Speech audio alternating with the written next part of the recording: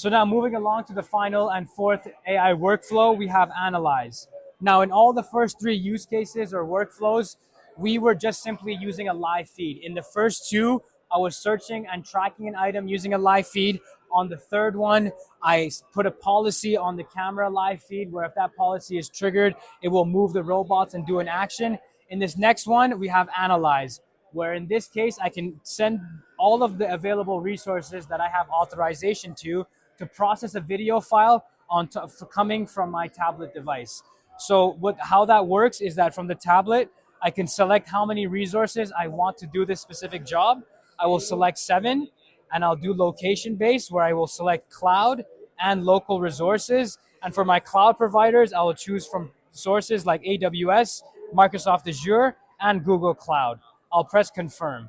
Now, my mimOE will go and discover all of the available resources for me. As we can see, we have 3 resources from AWS, 1 resource from Microsoft Azure, and 1 resource from Google Cloud, as well as the 2 local resources that I have access to right here. Now I'll press proceed, and then I'll press upload video, which will open up the hard drive and the videos stored on my Android tablet here, and I will send that off. Once it's finished transcoding, I will simply ask all of these resources to summarize and give me a general summary of what's happening within this video.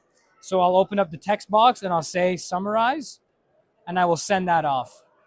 Now what's happening in the background, and just to recap, without me having to touch the infrastructure, without me having to change the configuration or the models running on top of the system, I'm dynamically changing the role and function of how all of these devices work with zero-touch configuration. Now, earlier we saw that we had 7 resources. What Mimic mimOE is doing is that it's splitting up this video into 7 different pieces, where each resource that we have will get an individual piece of that video and process that video, which is its only job to do. After each resource processes its only piece that it got, it will bring it back to this endpoint device, where each chunk will be summarized and give a description of what's happening inside that chunk. And then we'll give a general summary at the end of what's going on inside of that video.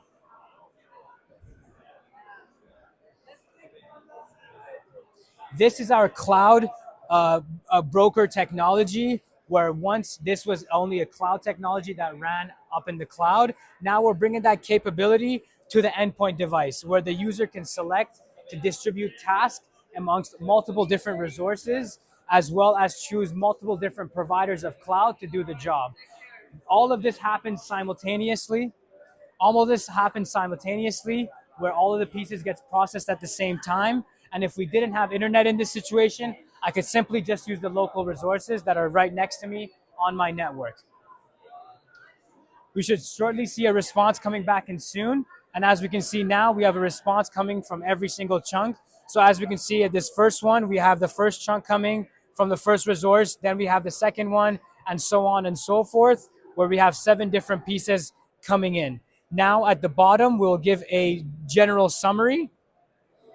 And once that summary is finished, we will actually see how long this request took to get processed by all the 7 resources, as well as an estimate on cost, an estimation on the energy consumption, as well as an estimate on the CO2 impact.